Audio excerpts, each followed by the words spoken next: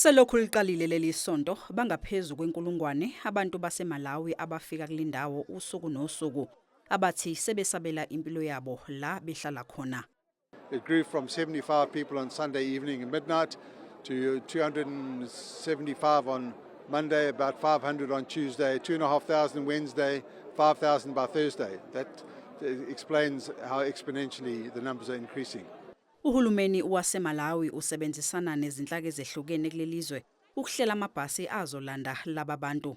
Okwamanje ayisikhombisa amabhasi ahleliwe.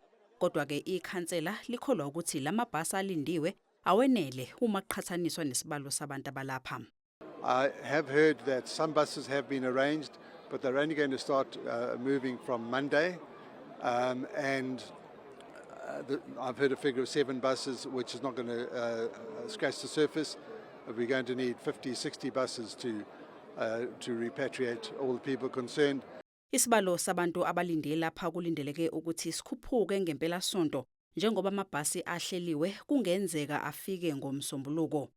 Abantu baseMalawi ababhace lapha bakhala ngokuthi sesiside isikhathi belinde usizo bacela uhulumeni ukuthi uphuthume. We just hear that the bus is coming. We have to be patient, but until when? Because since we're being patient, waiting, and we get wrong information, I don't know, is wrong information or good information. Bona ukuthi government yesimaza kakhulu.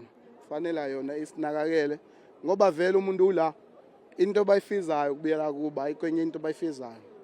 Laba bantu bafulathele amakhaya abo kulandela imbhikisho elwisana nabantu abakulelizwe ngokungemthetho. Banqume ukuthi babuyele kwela kubo ungakashayi umnqamlajuqu wangomhla ka-30 kuJuni obekwe izinhlangano ezilisana nabantu abangenawo amaphepha okuba kulelizwe.